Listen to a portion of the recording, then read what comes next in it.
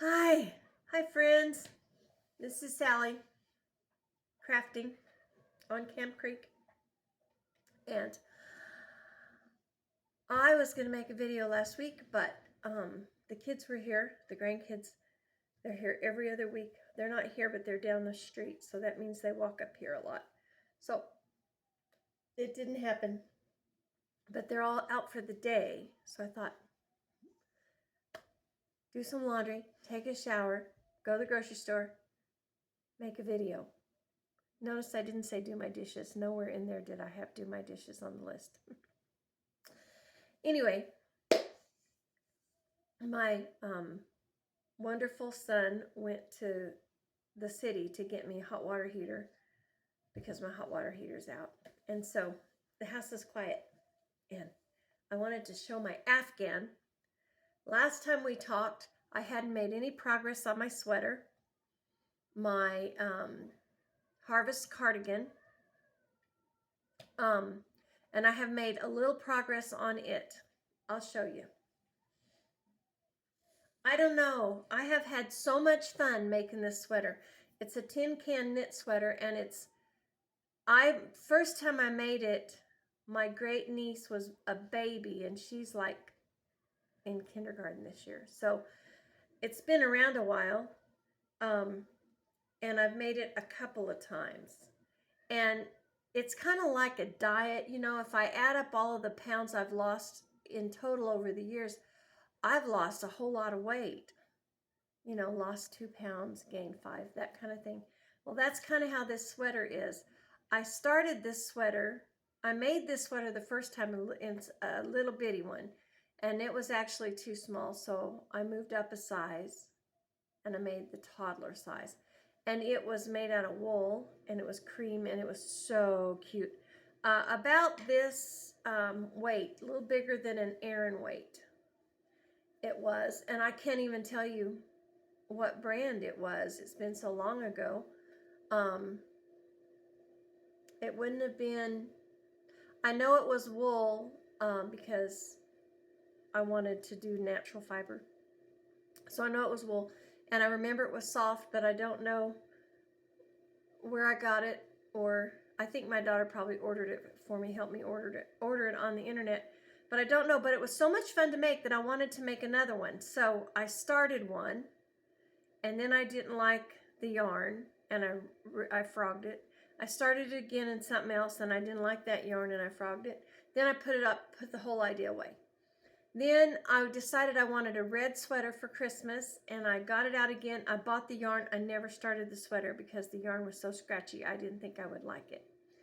And at the time, I thought, well, I will soften it up in some vinegar water, or I'll do some stuff to it, you know, to the yarn after it's made. But it was so rough on my fingers, and I'm pretty tough, and I got pretty tough fingers. But it was very scratchy. So I put that up. And then I got a blue that was a Pound of Love. Fiber Spider uses that a lot for, you know, stuff. It's not too itchy. So I had never used it for anything like that. And he said it worked really good. So I got some, and I had somebody with me, and I was trying to pick out a color, and that was another Christmas I was going to make a red sweater. I'm always going to make a red sweater at Christmas. I don't know why, but anyway, whoever was with me was like, you will never wear that. You're going to make it and never wear it. Why don't you get a blue or a green? Well, they had a blue denim, and it was very pretty, but it's not my color. And anyway, I started it. I got the collar done. I got some of the yoke area done, and I put it up because I just didn't like it. Meanwhile, I remembered I had this yarn that I bought on sale long enough ago that it was originally $4.99, and I got it for $1.24 skein, and I bought whole bunches of them. And I thought, oh, I'm going to make that out of this. That would be good. It's kind of thick. It's kind of big. It's actually a, what is it? It doesn't say. I'm sure it says somewhere. It says what weight it is on here somewhere. They recommend you use a size 8 knitting needles. Anyway, I think it's a little bit bigger than an Aran weight. But it's not saying what size it is on there that I can find. But it's in the color Biscuit. And it's a Hobby Lobby yarn. I love this wool. It's a blend. 80 acrylic, 20 wool. And it's not too scratchy. You know, it's a 4 weight, but that's not true because it's bigger than that. Okay, I found it. And here's my pattern I do not want to lose. My sweet daughter-in-law will have to run me off another one. She's always the one who runs me patterns off when I lose them. I send her a message. When you come pick up Joe, could you give her the link? Could you run this pattern off for me? She's good to do it too. And I'm using my Chowgoo interchangeables. I love these needles. My granddaughter likes these too. She always talks about the knitting needles with the red cord. Now this cord has a scratch in it. I had a little dog and he chewed on my cords just a little bit. If I'd have known it at the time, I don't have the dog anymore, I would have had the dog less. But the dog had to go away because it chased cattle. It had to find a new home. That was not a good thing for it to do out this way. I didn't mind it so much chasing my cows, but when it was chasing the neighbors, then that's like an issue. So I'm to here on it, as you can see, quite a ways down from the armhole. And I have got quite a bit done since I visited last, see? But this is not the first one I started. The first one I started became all of these. There's more. All of these. And all of this. That's why my yarn is a bit wrinkledy. I could have sprayed that a little bit and straightened it out, but it doesn't bother me, so I didn't do that. Because the first time I tried to make the sweater in this, I just could not believe the sizing, and so I made not the size that it said to make, but the size my brain said I needed. And I'm telling you, it would have swallowed Haas Cartwright. That's how big it was. And I just powered through it till I got about, not quite where I'm at now, but pretty close. I had about this much done. Well, I'm still using the yarn I frogged from it, you know, this much, and the ball that's behind the couch is probably about that big. This is the yarn that, I don't know what that is. Anyway, so I'm here and I did work on it a little bit and I have really enjoyed it. I like working on this, but I've been practicing my continental style knitting on it, so my tension is not it's not consistent. And there's some places like this place right here really bugs me, and I'm hoping and praying that when I block this will, I have no idea. I do not know what happened there, but that's what I've got done on that. So I have got a little bit done on that. And my I believe I showed you my baby blanket that I finished. I believe I did. I may have to go get those because I don't remember. But this is my second go at a baby blanket, my second baby blanket. My first one I finished. I'm not super crazy about it, and I can't even tell you why. It looks just about like what the girl wanted, but I mean, she sent me a picture. But it just isn't appealing to me, and it may be the colors, because you know I like pretty colors. I like neutrals. I like neutral, I do. I like to wear neutrals. But I do like a pretty pink scarf, or a pretty red scarf, or a pretty green scarf. So maybe I don't like neutrals that much. I don't want to look like a painted wall when I walk in a room, you know. So I don't want to be bright all over. But maybe that's it. I don't know. But this is the leftovers from the Granny Square Barnett blanket yarn, baby blanket that I made. And so I have I have this taupe, and then I have this cream, and then I have a sage green and a charcoal dark blue, and then like a federal blue, or a that blue's had lots of different colors, kind of a gray blue. I didn't bring those out. I should have. That's in the other room. And I'm using a boy hook, and this is a 9mm and I almost never use a hook this big. Almost never. But I am. This came from a garage sale, I think. Put that in that little cup there. And this pattern is, it's basket weave, you know, post stitches, top post, bottom, up, top post, up, above, beneath, whatever you say that. Front, back, that's where I'm trying to go. I think Allison Russell, I can't remember, but she calls it the man blanket, and that's where I got the idea. I've done this before a long time ago, but I had forgotten about it, and then she posted a video probably a long time ago, but I happened to come across it, and I thought, oh, that is what I need to try with that mushy. Because the problem with this particular pattern is you kind of get the baby chick leg feeling, you know, like, you know, when baby chicks look all fluffy, but you pick them up and their legs are real bony and it's kind of creepy feeling. That's kind of what this does, because you can feel the knots on the inside of the fluffy stuff, kind of like you can feel the bones in a baby chick. I don't know, that's probably weird, but that's one of those things that always feels kind of to me. But I think that's why blanket yarn's not my favorite. Anyway, that's my scraps. I haven't done anything on my little creatures that I was making because I can't find them. Well, I know where the ones that aren't finished at all are, but I can't find the one I made. It was a bunny. It hopped away. I don't know. It's missing. It's gone. Gone with the wind. But that's okay. So, like I said, I was at Walmart, and my daughter was on her way down here from up at the city with my couch.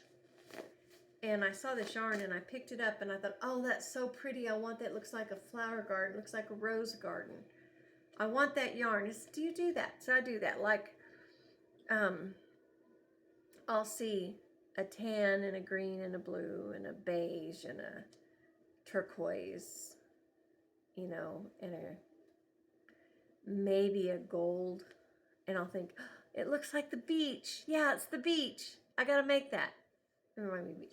I do that. You know, I'll see colors remind me of things. And so every time when I look at that, that's what I'm going to see. So when I saw this yarn, I thought that, and I thought, oh, I used to have outside my living room over at the other house, I had a row of beautiful pink, deep pink, bright pink, and deep red knockout roses. Oh, they were so pretty, but you know, they don't last forever. And after about 10 years, they died. It was very sad. It's very sad. And I would love to have a row of them again. This time I want to put them where you can see them better, because it was hard to see them out there. So I saw these, and these are the colors. This is the pink. This is called Jazzy. And literally, I had a bush. My granddaughter that's 4 says that all the time. Grandma, I literally need a piece of candy. But she has a lisp, so she says it anyway, it's very cute. Jazzy. This one is anemone. That may be a flower. I don't know. Isn't that pretty? And then I wanted some green in it. I like to live in a house with green. And I got this green apple. Aren't those just beautiful? Beautiful. So, I've got them down here in my grocery basket. I got this basket at the grocery store, and it just fits the yarn perfectly in there. Just fits perfect. And you can put them with their little heinies up. So the strings, the threads, you know, you put it in there so that the thread comes out the right direction. And it just fits. It's perfect, see? Isn't that perfect? Perfect. Keeps it clean off the ground. Okay, so here's my Afghan I've got started. This is for me. This is for my couch. The light is playing tricks on me in here today. But you can see, isn't that pretty? My plan is to do about 3 rows of the anemone, anyway, the burgundy color, and then 1 row of green. So I only put the green in there occasionally, because I think the green is going to overtake things if I don't. And so then this is the coffee color. I think it's latte. Is that what I said? Cocoa. Latte is different. It's cocoa. And it happened to start in the light part of the yarn. And now I'm up here, I'm in the dark brown part. And I do think it'll get a shade darker than that also. The Jazzy went from the lightest color to the darkest, and I'm still in this darkest color. And then the burgundy, the burgundy color, it started in the dark, and I believe that this is a shade lighter. So I'll do several rows of that. It's a little tight. It's a little tight. I probably should have used a little bigger hook. That's a mistake. But it lays fine, and now I've got to take care of all this. All those strings. But that's okay, because I can do that. But I love it. I love the colors of it. I want to make me a shawl out of this. I think this right here would make a perfect, because I want to make some covers for my armchairs, because every granny needs to have crocheted covers on her arms of her sofa, right? So I got to do that. I'm going to make 6 of those. But I think I'm going to do this pattern.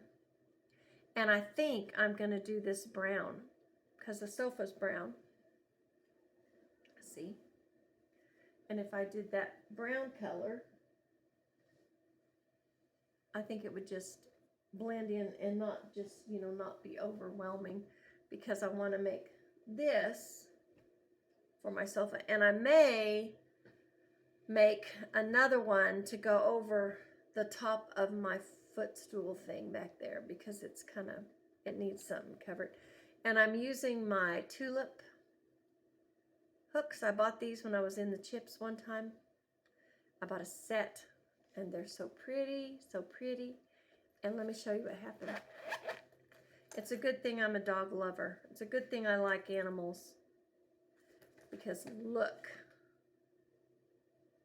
my 4mm. Look at that. Yeah. A dog did that. I had to throw the project away. But yeah, I was not happy. And I didn't use these for a long time, because I didn't know if I liked, they're a little shorter than I'm used to. But I love this part, and my hands have gotten where they appreciate the soft, cushiness of that. At the same time I bought these, I bought a clover set, because I was trying different hooks, and I bought a lot of stuff that year for crochet. I don't know what was going on with me.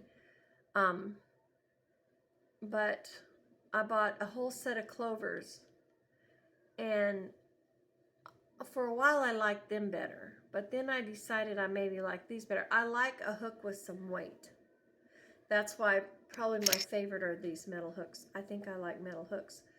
But they are cold in the winter, and they do get crampy on my fingers, so I've tried to kind of teach myself to use those, and I have really, really liked them. And I would like the red set too, because the red set's real pretty. What is that? See, that's a sickness to want that many crochet hooks. But anyway, my sock, I have done a tiny bit on. We went to on Easter evening, we went to my sister-in-law, brother-in-law's pond, and I knitted a little bit, and I messed up and had to pick it all out. So that's all I've got done on that.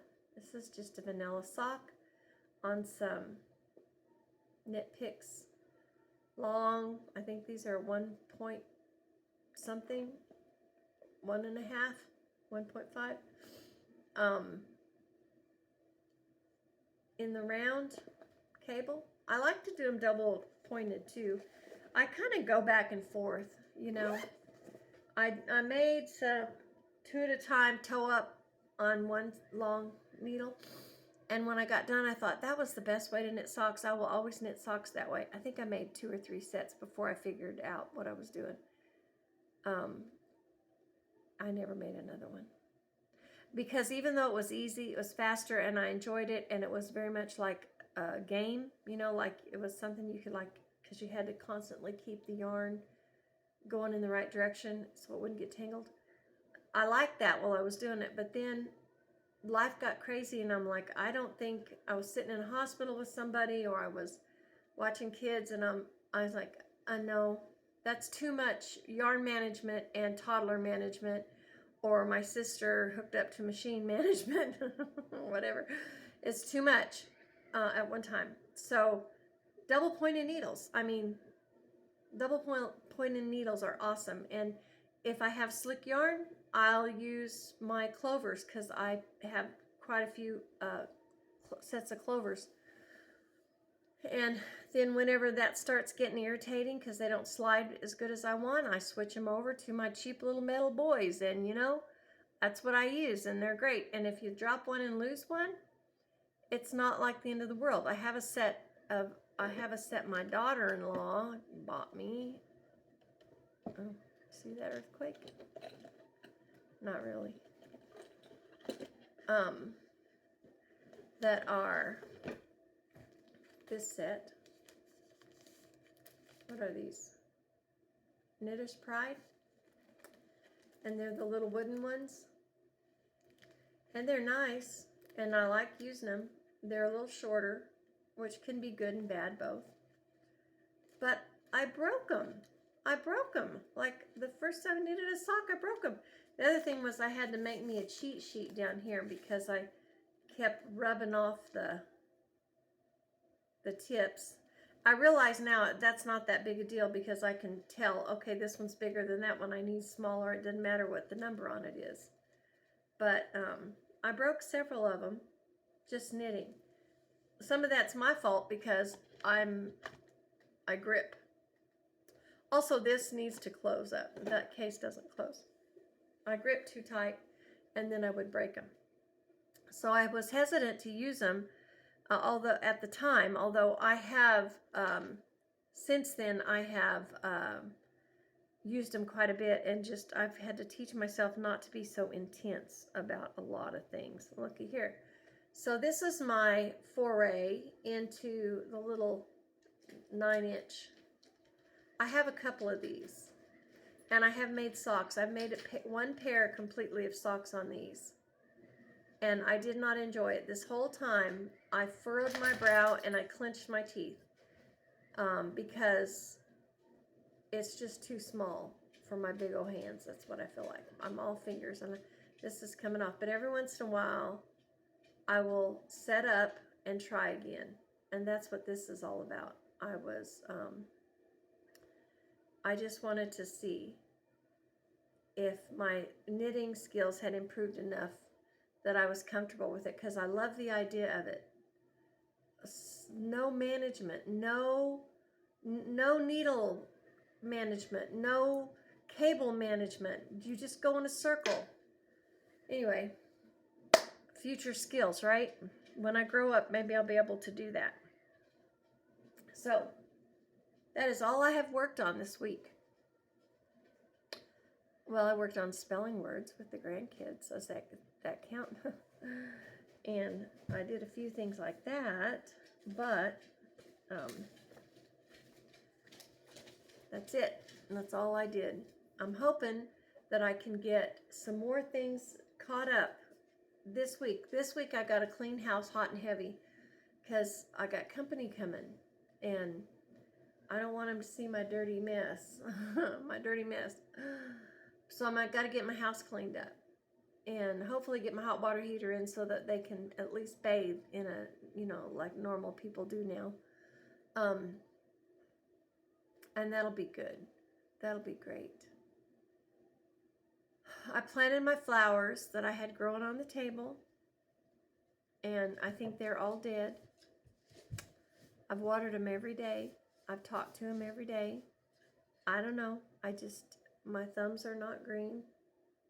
See them?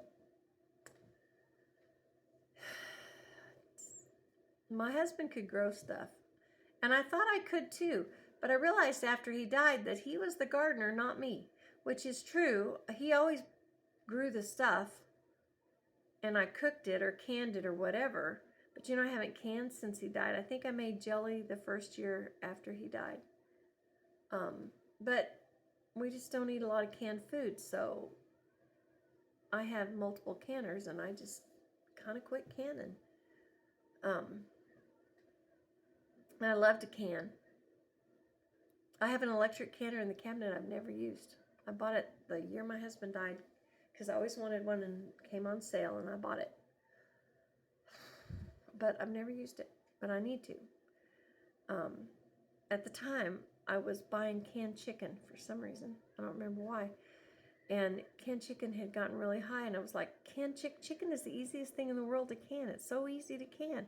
But I didn't trust my canner, and I thought, well, if I had an electric canner, I would feel much more confident about canning meat because it's I don't have to worry as much. I can set it, and then, yeah. So, but I just haven't done it because I must have ate enough canned chicken, and I haven't wanted really any canned chicken. And if the kids eat chicken, they want fried chicken. They want, or something like that. They don't want canned chicken. Exactly. But so I just haven't made any. And it's probably good because I would be very sad come garden canning time because none of my stuff ever grows. None of it. One year I had some tomatoes and squash that looked pretty good, and I can't remember what happened. I set them outside, and we had a freak cold snap come, and I brought them in, but they died. So they got too cold that year, and it was spring. I mean, we do that here, though. We do that, It's not that unusual for us to have a really, really nice, the grass comes out, the flowers bloom, everything blooms, and then it freezes, and we lose all our plums. This year, all the wild plums have frozen. I don't think we have any wild plums anywhere, which is what happened last year, too. So we didn't get to make jelly or anything because everything froze and died. And the currants, I thought did, but I looked at the currants at the end of my drive the other day, and the currants look like maybe they didn't freeze. So that might mean that we have a few plums, and I just misread the bush. I don't know. But that happens every few years. And I don't need to eat the jelly anyway, right? And the kids eat jelly, but I have jelly from 2 years ago that I canned that they can eat with their peanut butter. Do you know not everybody in the world eats peanut butter and jelly sandwiches? Someone brought that to my attention. That was not necessarily a common thing to eat everywhere. I just thought everyone in the world ate peanut butter and jelly. What do I know? Anyway, so that's my plans for the week. I'm going to do this much on my sweater. I'm determined to get it down to the band. I want to make another one that's shorter to wear with skirts. But this one I want to be longer because I have the yarn and I might as well use it. And so I want to make it like a heavier cardigan. The next one I want to make 3/4 length or just below the elbow sleeves and not as long. That's my plan. And I don't know what yarn. I'm trying to figure that out. So anyway, I've talked too long, but I'll see you guys in the next one. And meanwhile, stitch to your heart's content. Bye.